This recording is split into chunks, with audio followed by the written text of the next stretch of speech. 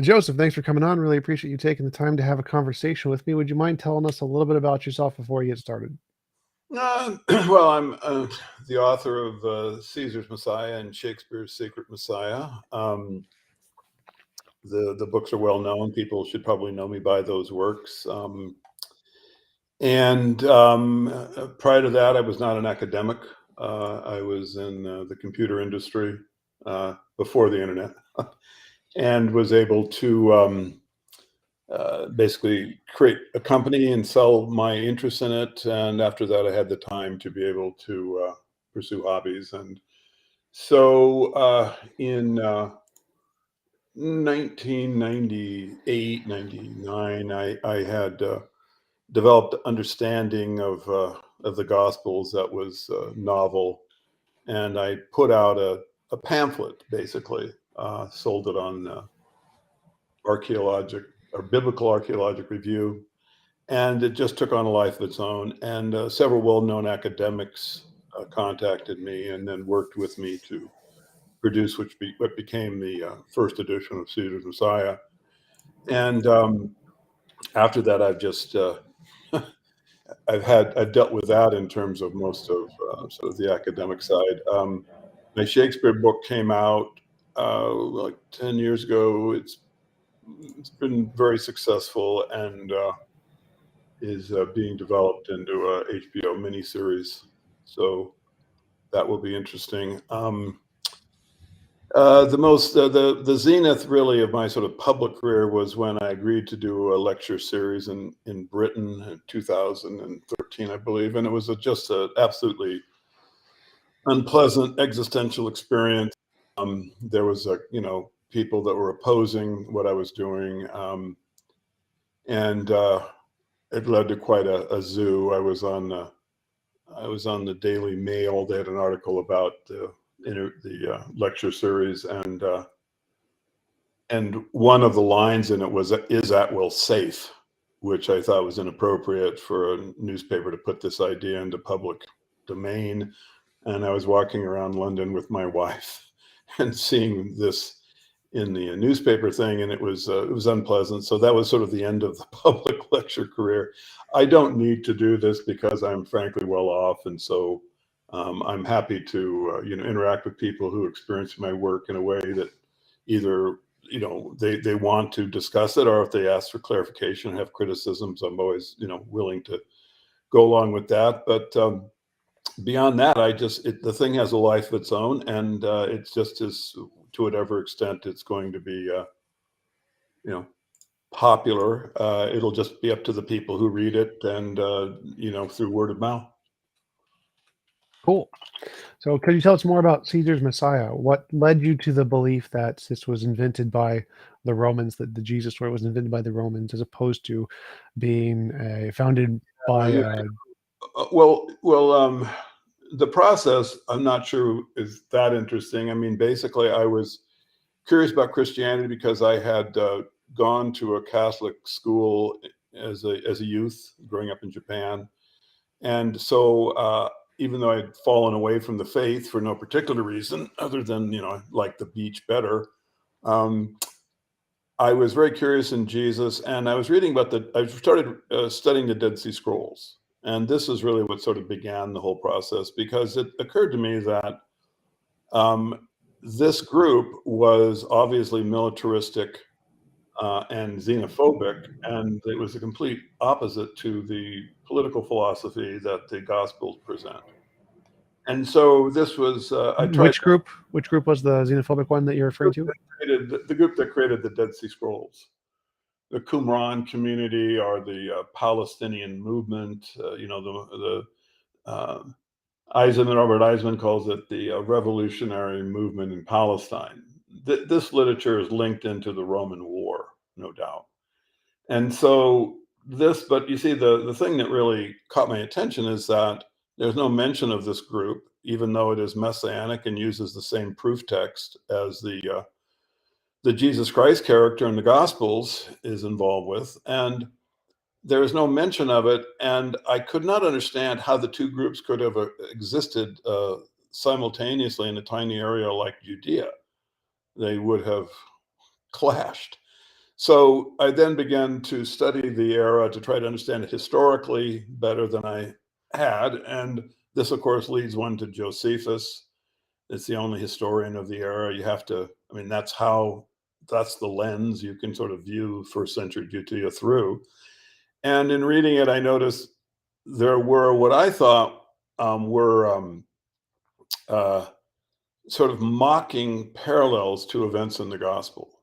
And I started studying Josephus with the idea that he was a critic of Christianity and, in fact, had put mocking parallels to events in the gospel in his history.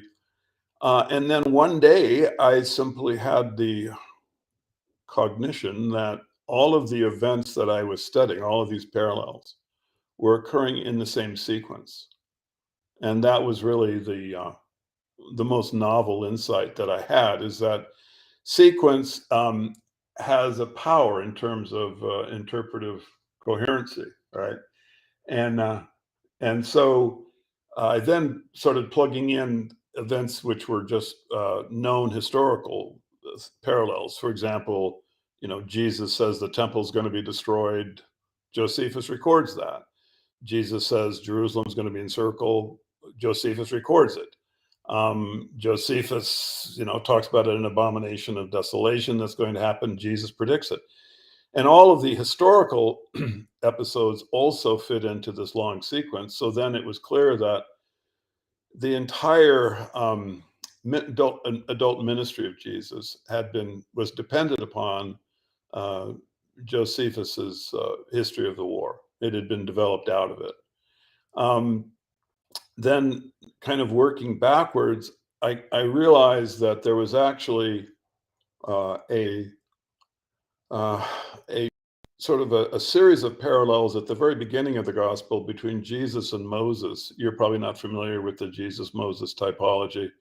It would be something more, kind of in the weeds academics would be interested in. But anyway, in that typology, you have the actual, the presentation of the system of typology that the adult ministry of Jesus is based upon.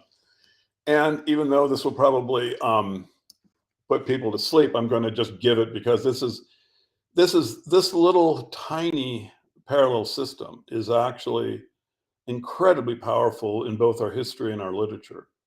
In fact, you cannot understand, in my opinion, Shakespeare, let alone the Gospels or the book of Revelation, if you don't understand this system of typology. And it begins in the very first page of the Gospels, and that's a deliberate positioning. But in any case, it starts out with in the story of Jesus, you have Joseph, his father, have dreams, and he decides to go from Judea down to Egypt. That's at Matthew 2:13. Then at 2:16, the story of Herod massacring the boys. At 2:20, Matthew 2:20, the spiritual being comes and he reveals that they are dead who sought the child's life. You then journey back from Egypt to Israel. Matthew 3:13, there's the baptism. Jesus passes through water. And then he goes out into the wilderness for 40 days. And then you have the three temptations where he's tempted by bread. And then he tells Satan not to tempt God. And then he reprimands him and says to worship only God. Now, that is the pre-ministry of Jesus, these events, right? And of course, they are completely fictional and are 100% based on the story in the Old Testament, in which Joseph dreams in Genesis 45:50, and then he travels from Egypt down from Judea to Egypt. Then you have Pharaoh massacring the boys in 2:16. Exodus 4, you actually have a verbatim quote. In other words, Matthew just lifts the line from Exodus 4. All the men are dead who sought the child's life. You have the journey back from Egypt to Israel. Then the Israelites pass through water. You have the baptism, Exodus 14. I'll talk about that briefly when I get done with this. And then they go into the wilderness for 40 years, right? The wilderness for 40 years. So Jesus goes for 40 days Typology is not verbatimism. There's just enough information being exchanged and that an alert reader can get the gist. But the Israelites have the struggle with trying to understand Jesus or God's principles. And you have at Exodus 14, you have the temptation by bread. Exodus 17, Moses, says, do not tempt God. Exodus 32, they're commanded to worship only God. The quotes are lifted verbatim by Matthew and put in his, in his little story in the wilderness. Anyway, so sequence is one of the aspects of this typologic system. Everything occurs in that the stories that are taken from the Old Testament and put into the story of Jesus and Matthew are placed there in the same sequence, same order as they occurred in the Old Testament. So sequence creates a coherency. In other words, you have the passing through water parallel, Exodus 14 and Jesus's baptism at 3:13. But people would contest saying, well, this is not a parallel. I mean, Jesus is one individual. This is the Israelites. Jesus is dunked in the water doesn't actually part. How can this be a parallel? However, he does pass through water, and it is at the correct place in the sequence. Now, the author of Matthew then, reveals the truth about this little cryptic aspect of his typology, because then he identifies Jesus as the Israelites going through the Red Sea when he says, "Out of Egypt I call my son." Right. So this then clarifies the whole thing, and really what Matthew is the author of Matthew is doing is this is what can be called New Covenant typology. Okay, so the Gospels are the creation of a new religion that is based on an old one. And it is a new covenant established between Jesus and his followers and God that replaces the old covenant. So what Matthew is doing here is he's using the old covenant as foreseeing, looking forward to the existence of Jesus Christ by the fact that all of these events have been foreseen, right, are foreshadowing Jesus Christ. And so this is actually a kind of a normal, or at least a known type of Hebraic typology, foreshadowing in this way. But here it's all just basically New Testament. In other words, Jesus is going to kind of be like Moses, and he's going to be the bringer of the new covenant, just as Moses did in the old story. Jesus will do it here. So anyway, that little system of typology, if you study it, you'd see, well, you have sequence. The authors use sequence to develop it. They use names. I mean, you have, Joseph, for example, is taken from this. Jesus's father's name is taken from Genesis. But then you also have concepts, like passing through water. You have some verbatim quotes, and so the system can be just described as concepts, names, locations occurring in the same order. All right. So now, when you get to the beginning of the adult ministry, Jesus has an experience where, he calls his disciples to him, and he says, if you follow me, you'll fish for men. It occurs at the Sea of Galilee. Well, here, this system of typology is simply extended on, and this is my theory is simply that the system doesn't stop at Matthew 4:10. The author doesn't leave the genre; he just goes forward. And so, if you then have Jesus telling his disciples, "If you follow me, you're going to fish for men." Now, this connects, in fact, to the story of Titus coming to the Sea of Galilee, and he calls his men together. The Jews are out in the Sea of Galilee in fishing boats. He says, "Don't be afraid." They go out, they sink the boats, and they spear the Jews like fish. They literally fish for men. So this parallel is, pretty, obtuse, but it does occur at the same location, and it's conceptually, quite similar.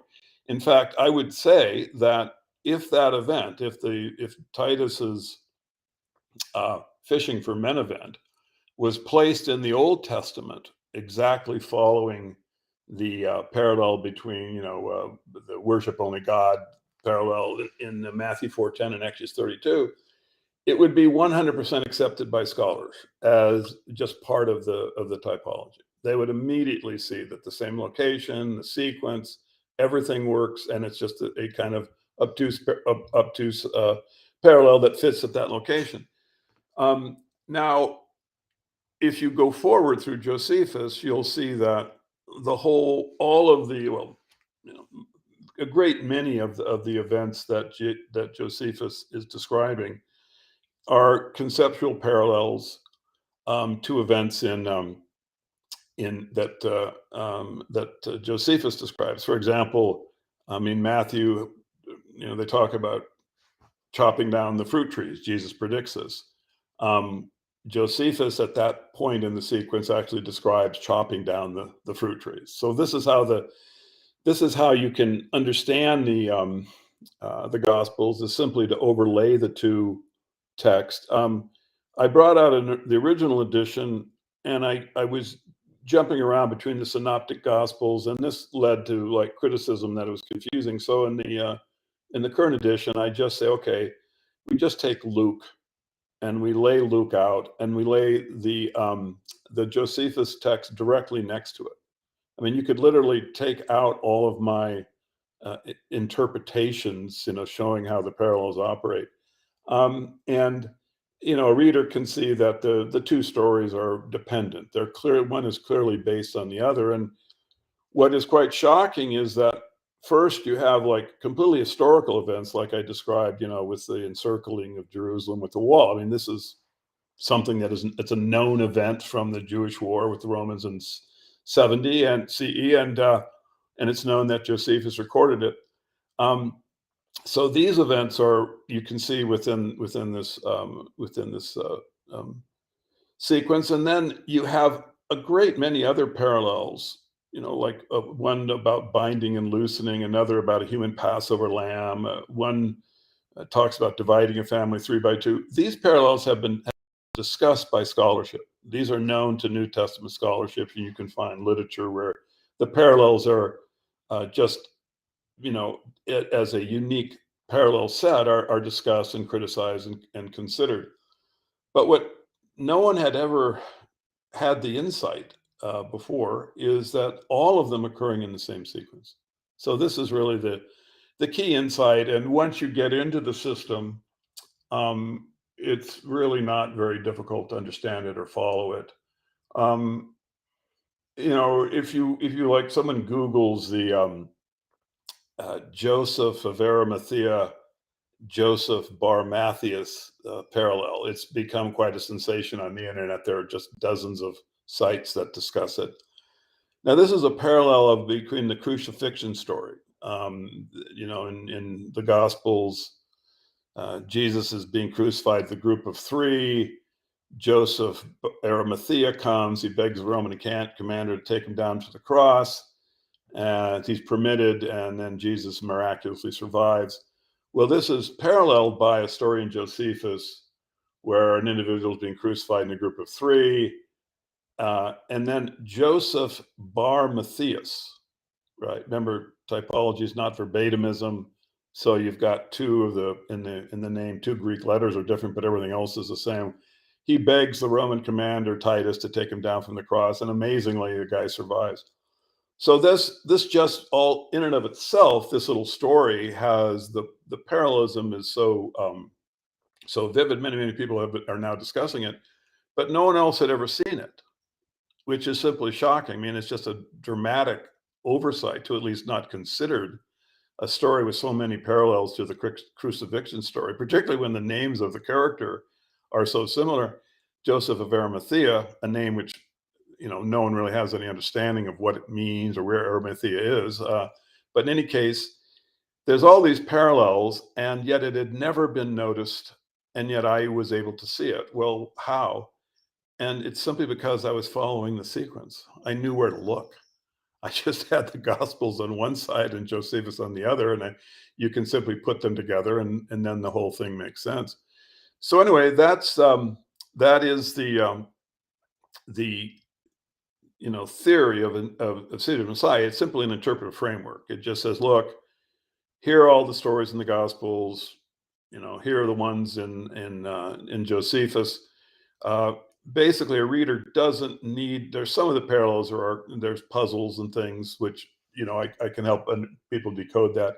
But in general, it's so obvious that that one story is dependent on the other. I can almost, just having pointed it out, just rest my case and walk away.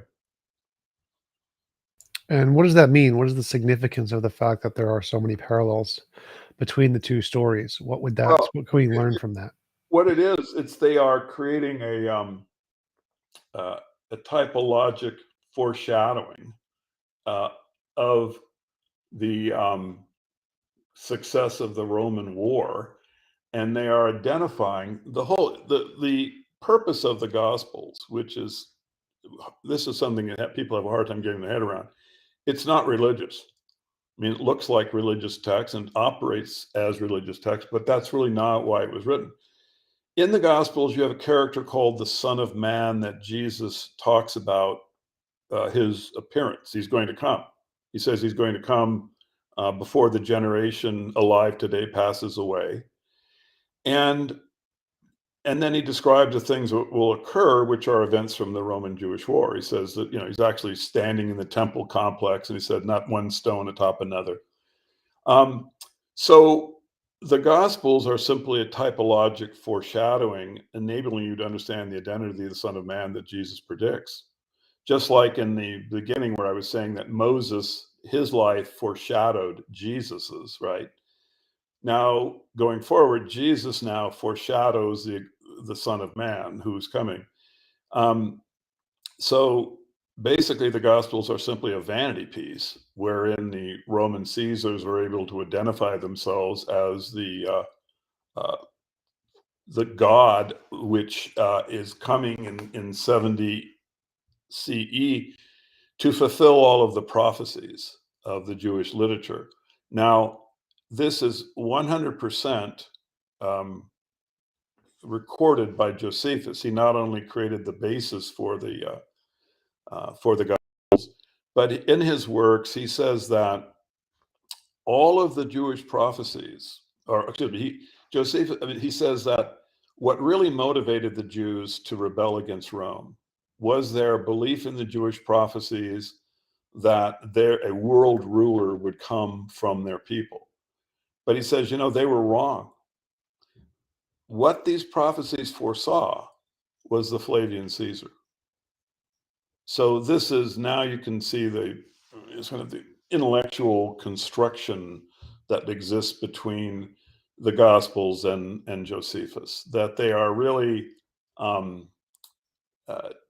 they were just created as, well, one, politically, to create a pacified version of militaristic Judaism. But in terms of why the Caesar went to all the trouble to put the typology in, it's just because this was the era of the imperial cult. These people would have been, the Caesars would have been certainly seen as insane by our standards. They demanded to be called gods. They had an imperial cult that was the largest bureaucracy in the empire, and was so this was something of importance to them. The struggle with the Jews was a religious one. The Jews would not, adhere to having Roman Caesar statues put in the temple. And so this was the kind of underlying motivation of the nature of the Gospels, why the typology was put in there, so that later in history we would be able to see this. Someone would be able to decode it, and there it would be. You'd have a legacy piece for the Flavian Caesars, that they were actually able to not only defeat the Jews in the battle, but to subtly refer to themselves as God. What the Gospels are actually is just a literary version of the Arch of Titus, if you've ever seen it. I mean, on the Arch of Titus, you have the destruction of the temple depicted, and you also have the statement that that God the Father, Vespasian, and the Son of God, Titus, achieve these things, right? So this was the political genre that from which the Gospels emerged. And so, if this is the case, what does that mean for the authorship? Who authored it? Why did they author it? And you mentioned that they included these parallels as a way to like sign their work and tell future generations.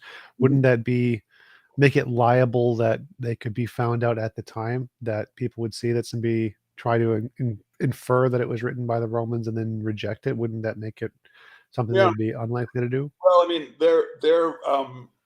what it shows is their sort of understanding of the intelligence level of the people that they intended Christianity for was that these individuals were of a very low cognitive capacity.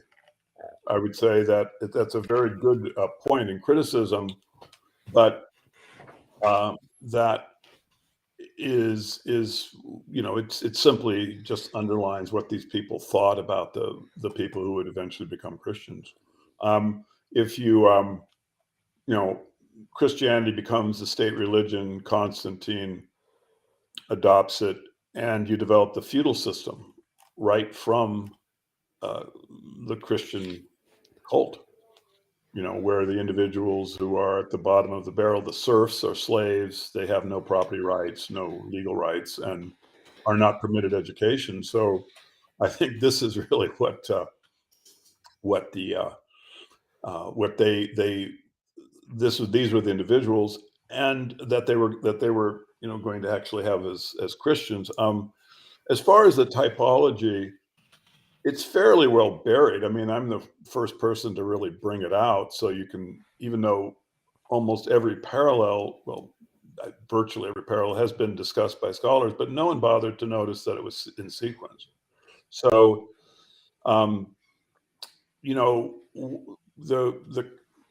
the character Jesus Christ through the feudal system and that period, he just becomes so iconic that no one can even imagine history without him.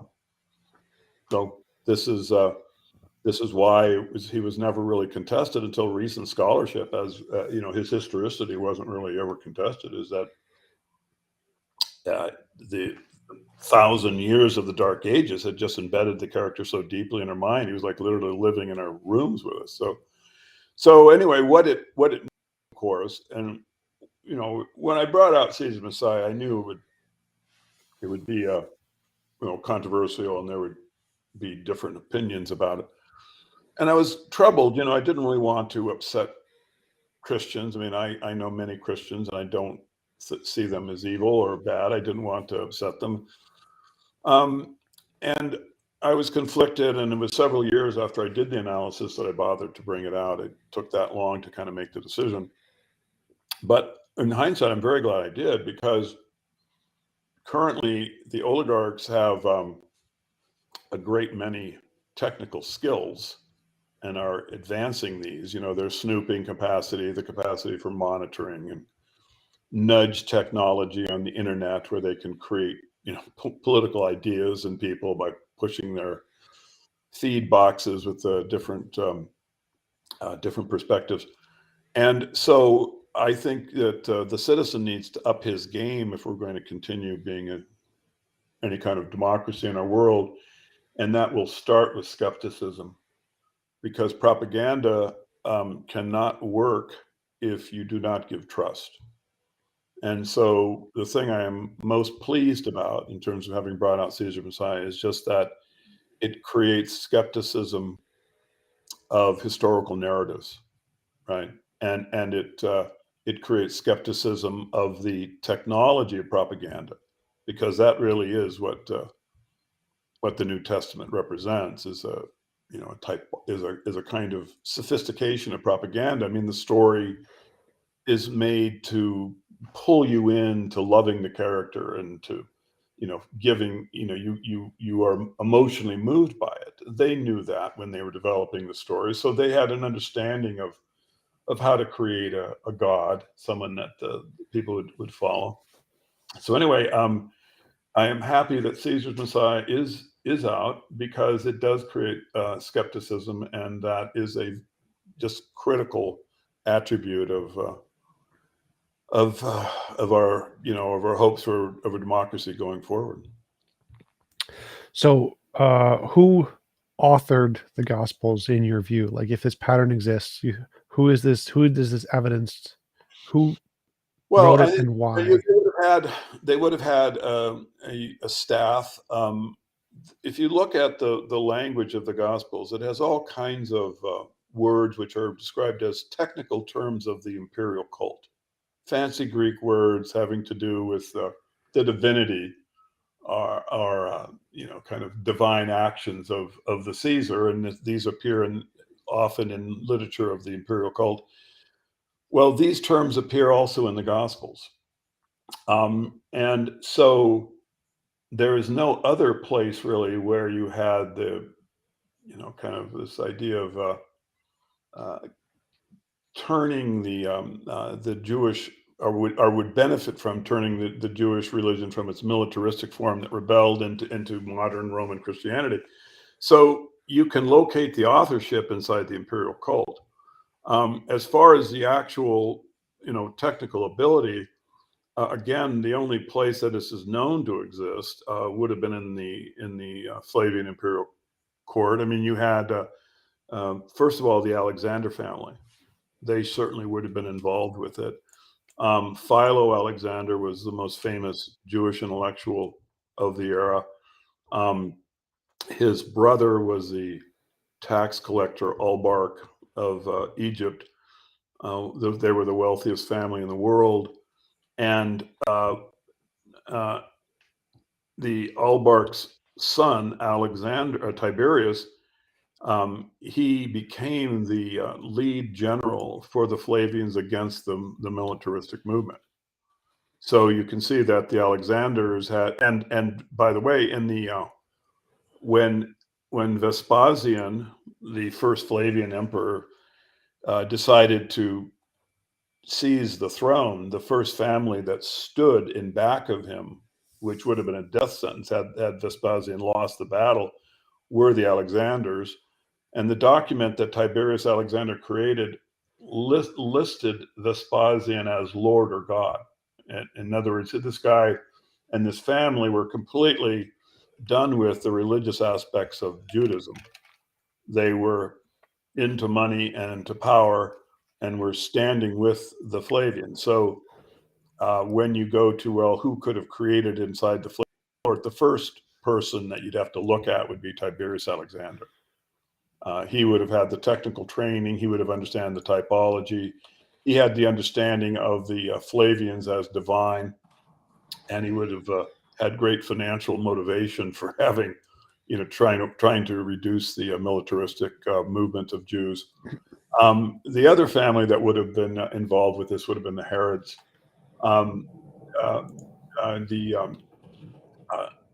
Titus's mistress Bernice was she came from just to back up, the Herods were not Jews originally, but they bred into the Hasmonean lineage. They took the Jews' royal family female members from it and then bred them to their family with the idea of trying to kind of breed a Christ.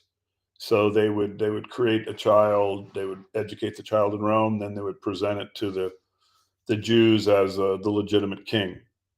This wasn't working, but nevertheless, the family, I mean, like Bernice, Titus's girlfriend, was a legitimate granddaughter of one of the Hasmonean rulers, and so she would have had certainly all of the technical understanding and motivation to create the Gospels. So when you look at the like who had both the motivation and the technical skills to create the Gospels, it's only one group. It's inside the Flavian court, the inner circle of intellectuals.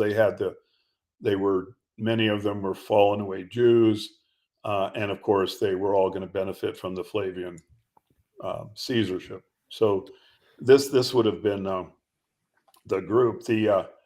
When was this started? When was the plan started to create this pacifistic interpretation of Judaism and implemented by the Romans to try to influence Yeah, the good Jews? question. Well, I mean, you can't with any precision place it, but certainly it was way before the Gospels. Julius Caesar tried to influence, the Jewish religion. He tried to put in a high priest that would have been more aligned with Roman interests. And the Herods, their idea of trying to, breed into the Hasmonean lineage, this also would have been an attempt to try to, to move the religion into a form that could have survived inside the Roman Empire. And then following the war, the Romans, they had defeated the Jews in the battle, but there were already Messianic uprisings occurring after the war. So there was a misunderstanding that the Jews had been crushed and destroyed. Actually, Rome had won a battle, but it was only like by 115, there was another absolute empire-wide bloodbath that took place between the Jews and the Romans. So this would have been, the political motivation would have been very strong following the war to find a way to control the militaristic religion, to try to tame it in some way. So this was the era that the Gospels would have been written in. It would have been probably between 80 and 100.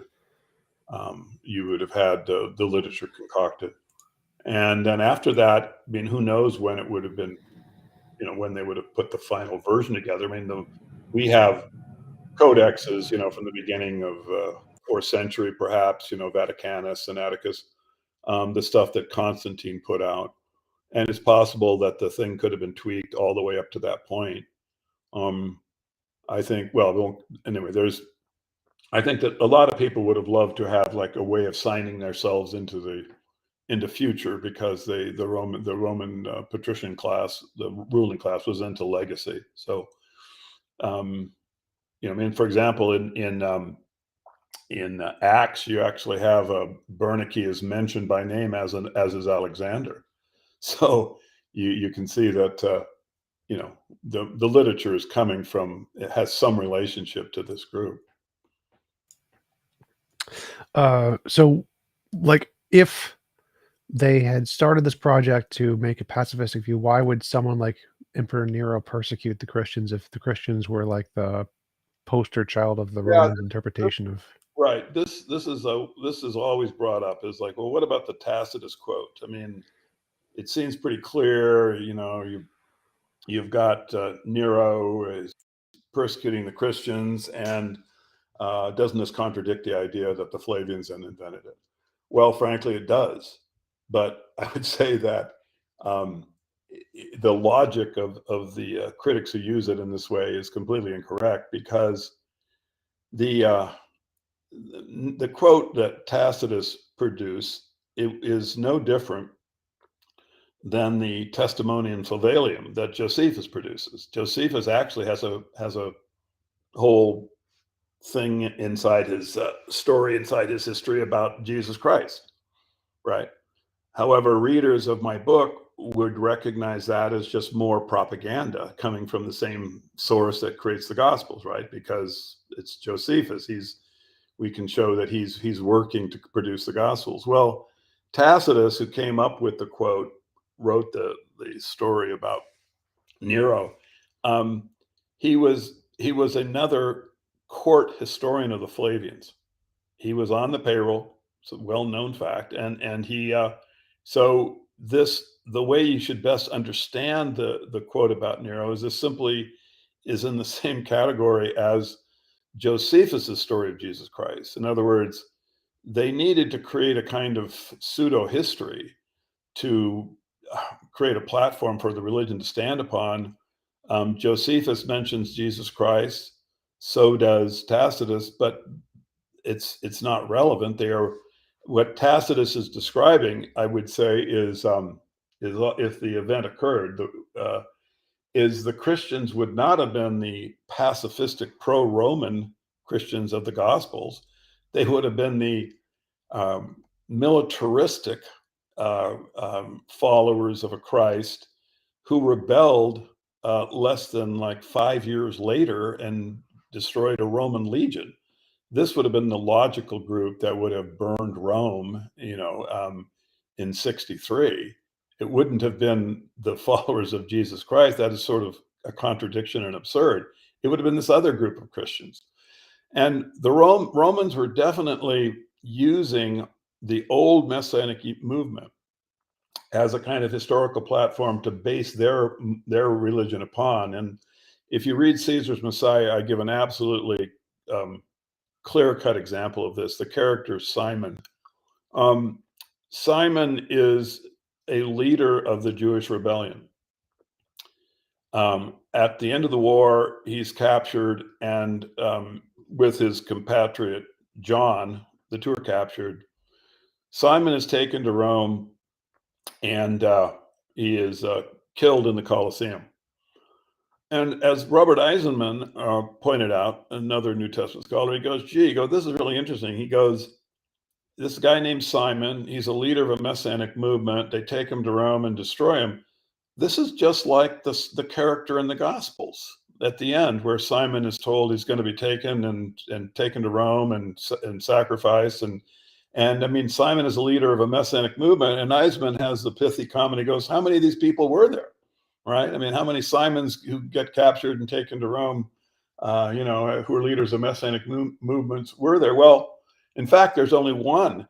The character in the Gospels is simply based upon the historical character. They're using elements from this character to create their character, Simon, the one in the Gospels. And this is just it's a way of blurring history, deliberate blurring of history. And so that's why the Tacitus quote fits into this very well. It's just, obviously, these were not pacifistic Christians by definitions. These were the militaristic version that rebelled a few years later. And the character Simon that Jesus is dealing with is an obvious foreshadowing of the Simon that will be taken to Rome 40 years later. A little bonbon, again, this kind of helps people see with clarity, is that, okay, so Jesus is the new covenant, right? He's a Passover lamb of the new covenant. This is all of the symbolism of the Gospels are, kind of brings out this concept. And he is sacrificed on Passover 33. There are different ways you can look at that number, but that's the most common way of understanding it. And it's easy to understand why that was picked. Now, the Roman-Jewish War concludes at 73 on Passover. See, it's a perfect 40 years between the human Passover lamb that is a new covenant, and then the conclusion of the war under which the promised land, Judea, is now given to the new covenant. You see what I mean? So this is the way that history is shaped. It is being, these dates aren't real. Obviously, the 40-year cycle is preposterous. It's just done to mirror the 40 years of wandering in the first covenant. But it is done with the idea of creating a kind of a veneer of a divinity over the creation of the new covenant. And so, now in our case, we should be able to look at this and just become, skeptical and go, well, wait a second. The 40-year cycle didn't really happen. This would indicate that we can start looking at the character of Jesus Christ as something that didn't occur either. If this was targeted at converting Jews, why would it be written in Greek as opposed to Hebrew? Because writing it in Greek seems to mean it's targeting like the Roman culture in general, not specifically. Yeah. Tictok talks about this.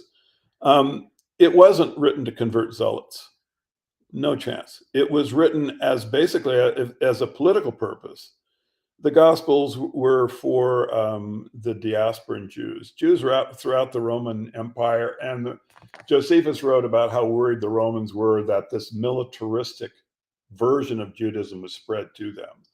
So that's why you have it's written in Greek, because that would have been the language they would have been working in. And it was, I think, the original political person was just to stop rebellion.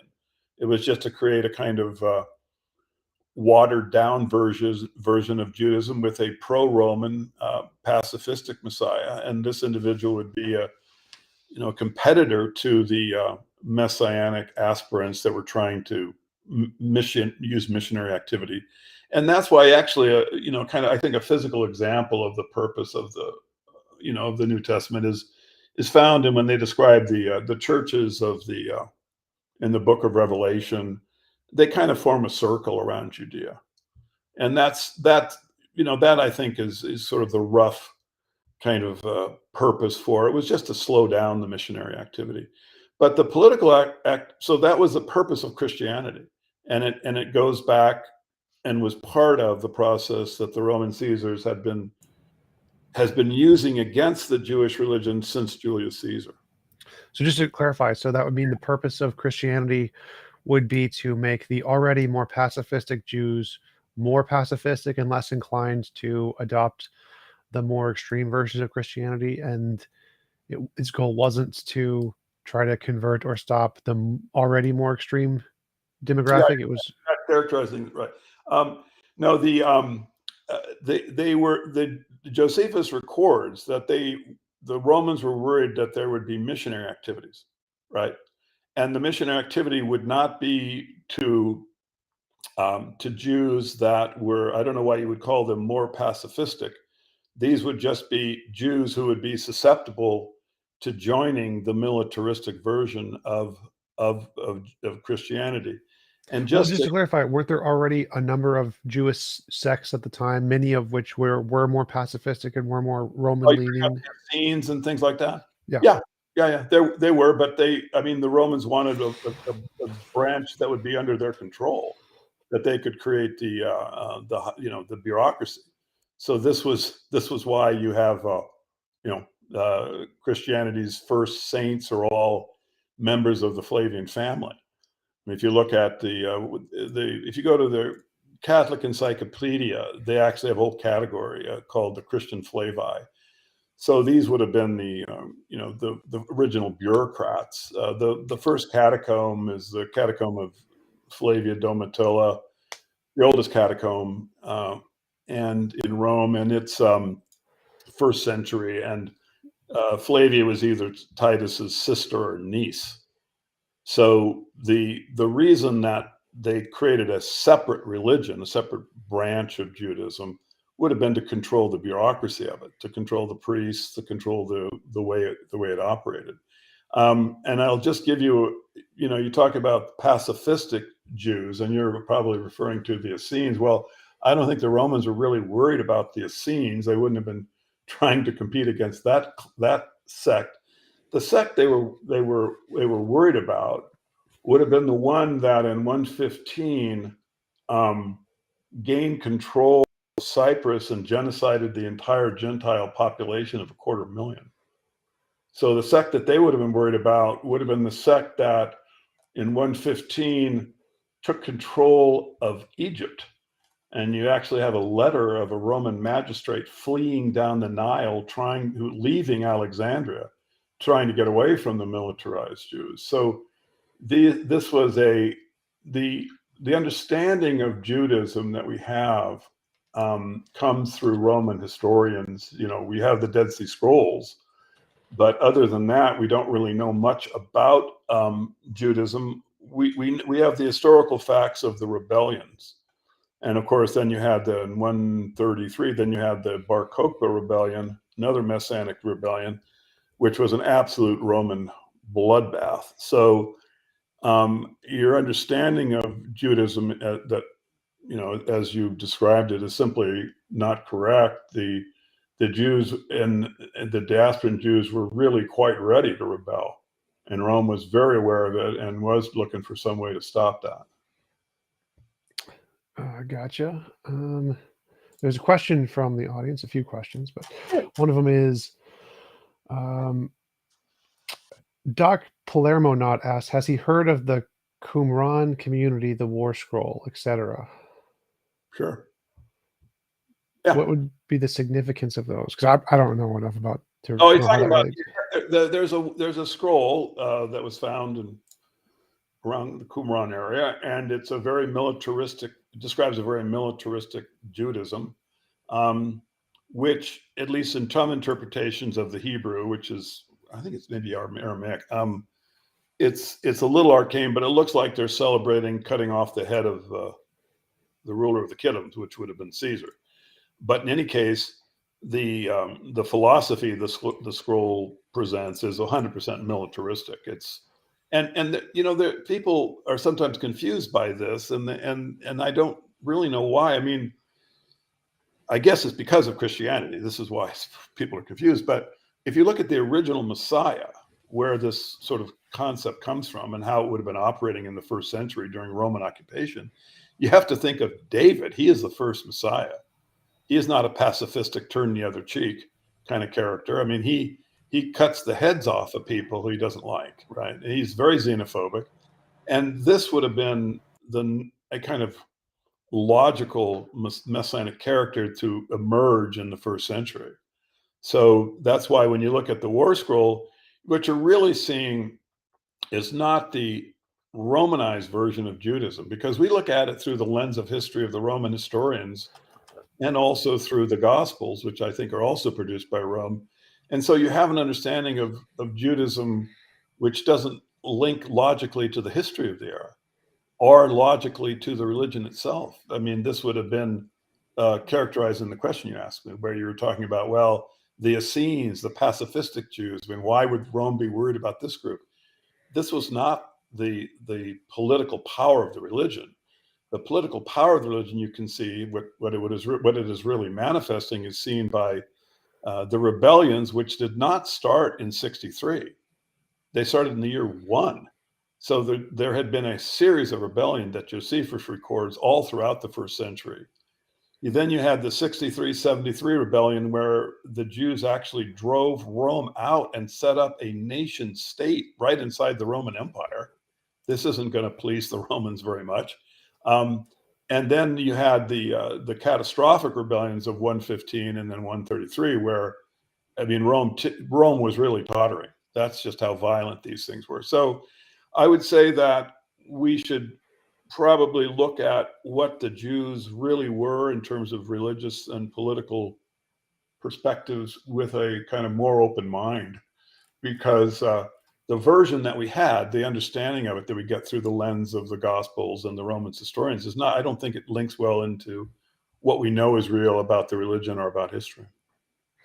Gotcha. And you mentioned the Gospels and the Epistles. They have many different like writing styles and themes and parts to them. So it seems like they're written by different authors. Why doesn't that seem like a more plausible solution than saying they were all written by a similar author with a similar goal? To say they were just had a diversity of authors? Oh yeah, they were definitely written by different authors. They had a team of people. There is no question that that a great many number of people. In fact, I doubt very much if Josephus was a real character. I think he was a nom de plume. You know, they're creating propaganda, and the name of the individual who's writing is part of the propaganda. You know, you have what's called the synoptic problem. Do you know what this is? Mm-mm. The synoptic question. Well, it's this big problem in New Testament scholarship. And the idea is like, well, which of the gospel writers who wrote the first one, who copied that, and okay. And they can't solve this problem because which exists because someone noticed that there are a great many passages in Matthew, Mark, and Luke. These are the synoptic gospels. There are a great many passages that are absolutely verbatim down to the Greek particles. Now, these are not wisdom sayings of the teacher. A lot of them are simply narrative descriptions of the countryside. So it was determined that these were from one source, that a single source obviously created these verbatim passages which exist between the three gospels. Okay, so when this was found, they created the synoptic problem, which now there's like 10 million books written about and New Testament scholars puzzle over endlessly. And this is just absurd because what they should have done is they found the verbatim passages. And so they said, well, since we know these three individuals created the Gospels, how did it actually come to pass that one copied the other? Which one? How were the books handed back and forth so that the copying could occur? What they should have done is they should have said, well, a more natural way to get verbatim passages into three books of literature is to have one single editorial board controlling this literature. If they had seen this natural solution to the synoptic problem, then they would realize that, Matthew, Mark, and Luke, there may have been three different people, fiddling with their different versions of the story. But nevertheless, there was an oversight committee. There had to have been, to have inserted these verbatim passages into the different blocks of text. So there's a much more natural solution, and irrespective of like the analysis that I do in Caesar's Messiah, showing that all three of the Gospels are part of the typologic foreshadowing that links into Josephus's history of the war. Gotcha. Another question from the audience, from Charles and Solo. Why were the Gospels written in Greek and not Latin if the Romans invented it? Well, Greek is lingua franca. I mean, the people that they were writing it for, that would have been the language. The Greeks of the diaspora would have been speaking Greek. They were even speaking Greek inside Judea. They have Bar Kokhba letters found in some cave that were all in Greek. So Greek was just a very common language, and I think, and I also think that it's because the Caesars didn't understand Hebrew, and I think that if you recall that the Gospels have this, they have their dual purpose. They have the political purpose of this pacified version of Judaism to try to have a basis for it. But there's also the legacy. You also have this character, the Son of Man, that is more powerful than Jesus. He's the one who's going to come and do all these terrible things, and and Jesus envisions his coming. And so the Gospels are a legacy piece for the Caesars. They put the typology in there so that they could be identified as that character, that they would be seen as the God of the Jews. And frankly, the Caesars couldn't read Hebrew, so their scribes came up with this. Gotcha. Doc Palermo not asks, if they invented Jesus, why did they add the statement, "I came not to bring peace onto this earth, but a sword"? If their goal is to invent a pacifistic Jesus, that seems like counter to their motives. Yeah, well, I mean, it's there's a lot of like wrinkles to the character that don't make any sort of logical sense, but I think that that is literally a statement that is inserted as a foreshadowing of what the Roman Caesar will become. You have the understanding of Jesus that you get when you just read the narrative, the surface narrative, and in that case, it makes no sense. But as far as this being from the Romans, I would say, Doc, look, I hate to say it, but the statement makes a lot more sense to my perspective than to people who trying to interpret Jesus as, a Son of God, pacifistic Messiah. It makes no sense whatsoever for that character to say it. So, you'd have to, when you get into like, these very detailed things, you'd have to look at the whole passage to really understand what the Roman authors are getting at. You'd have to kind of take the whole thing and deconstruct it. If he wants to, I mean, I can show him that whole passage, the deconstruction of it. It's not in Caesar's Messiah, but Doc, email me at joeatwell@gmail.com and I can send you the analysis for it. But I would just point out that this statement often comes up, and I would always point out that, yeah, it makes perfect sense if the Romans are cryptically using the Gospels to foreshadow the war, because Jesus is really talking about what Titus is going to do. You see, he's not a real historical character. He's a foreshadowing. Gotcha. Super Squid Hunk asks, does he believe that Jesus was completely a myth or has any basis in reality? Now, this is a tough question because it's semantical. In other words, the guy who invented Donald Duck for Walt Disney, he had a duck who lived next door to him. His name was Donald. So you have the question of, well, is Donald a historical character that was embellished or a fictional character with historical elements? A better question, and this actually goes to really the historicity of Jesus. Look, there isn't enough data. There's no way to know, and it's not really an important question. The question is what is the purpose that the author has in creation of the literature? We have the literature. We can't go back in time and try to find Jesus, but we do have the literature today. The literature is not historical, and it's been known since Christian scholarship began that a lot of the stories of Jesus are based in events in the Old Testament. I mean, you have the miracle of the fishes and loaves, right? That's coming from the story of Elisha. So that's an example where the author of the gospel is taking a story from the Old Testament and inserting it in. And so you have that little aspect of the ministry of Jesus, and you can say that's a typological story. It's not historical. However, there were a great many of the events in the Gospels which did not seem to link into the Old Testament, and so they were seen as kind of there was a historical core to the character of Jesus Christ. But now, as Caesar's Messiah, you can actually go through the Gospels and you can completely deconstruct the character. You can see that some of the stories are based in the Old Testament, and some of the stories about Jesus are based in the in the campaign of Titus Flavius. So at that point, the character is just about completely disassembled as a historical character, and all that is left is the genre, and the genre is typology.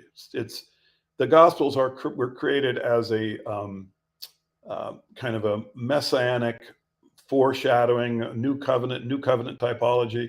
That's not a historical genre. So the character is not historical because he doesn't appear in a historical genre text. Gotcha. Doc Clarinot asks, how does he explain the different Christologies and their evolution? Well, some were organized by Rome and others were not. This is so this is like through the end of the first century. Now he's probably referring to like the Nag Hammadi material. You have a completely different political version of Jesus that appeared in the Nag Hammadi stories. I would just first of all, these are this is from the 4th century, the material that we found, and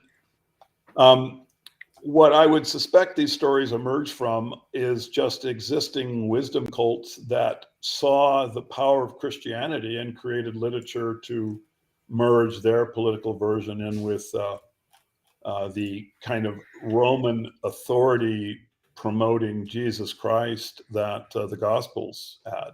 So these would have been the Christologies that try to humanize Jesus, or not humanize, but make him more, like more of a spiritual seeker, less of someone who would tell you to obey the magistrates, right? But someone who would be someone that could be aligned with what we know of like mystery cults and the kind of spirituality that they possess. So this was what happened. They tried to basically shape the stories of Jesus probably for their followers. And this is where you have a completely different Christology.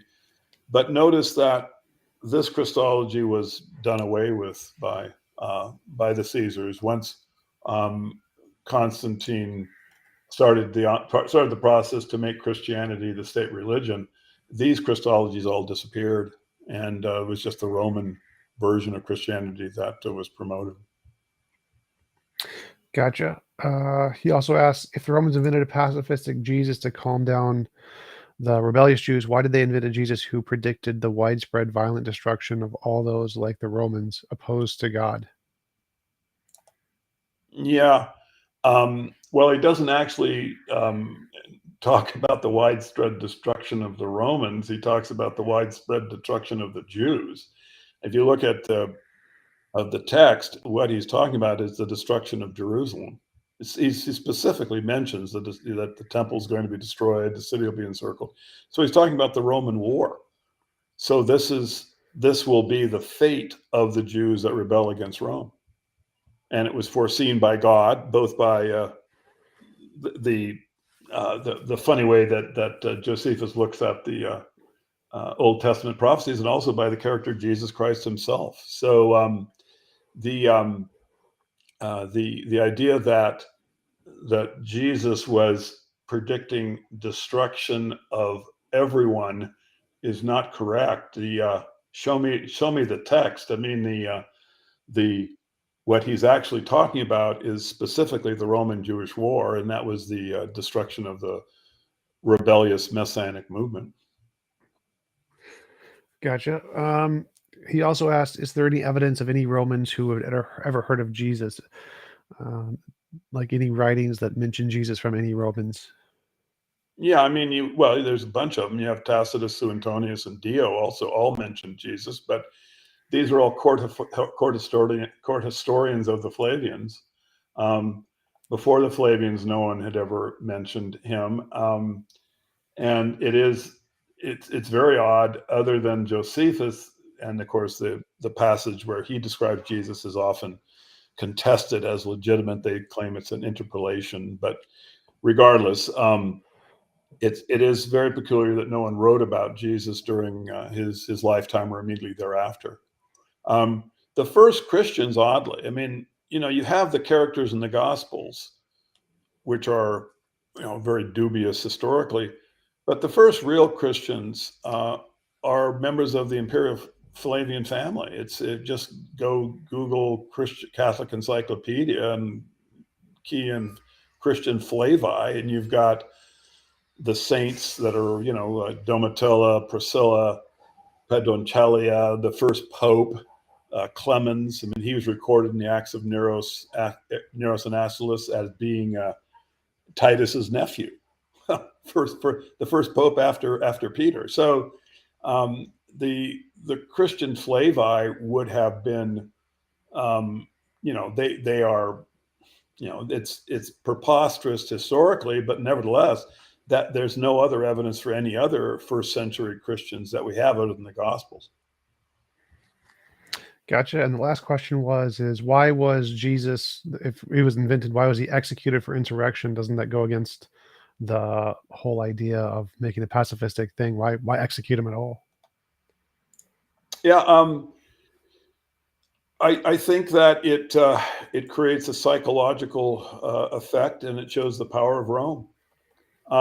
If you want to understand the Gospels typologically, if you read Caesar's Messiah, you'll get a very clear understanding of the crucifixion, because the crucifixion story in the Gospels is obviously based on the one in Josephus. And at that point, they capture someone from the Jews' Messianic family, and the crucifixion of him is just a way of showing that religion is going to be superseded by the ones that the Caesars are creating.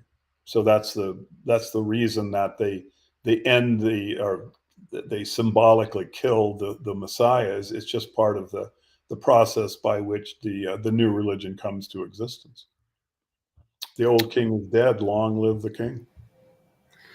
Gotcha. That's it for the questions. We've been going for about an hour. It was a great conversation. Really appreciate you coming on. Do you want to give any links or references where people can find out more about your work? They just go to CaesarsMessiah.com, and they can communicate with me if they choose through just my email. It's available there. Awesome. Thanks again for coming on. Really appreciate it. And I hope you have a wonderful rest of your day. You too.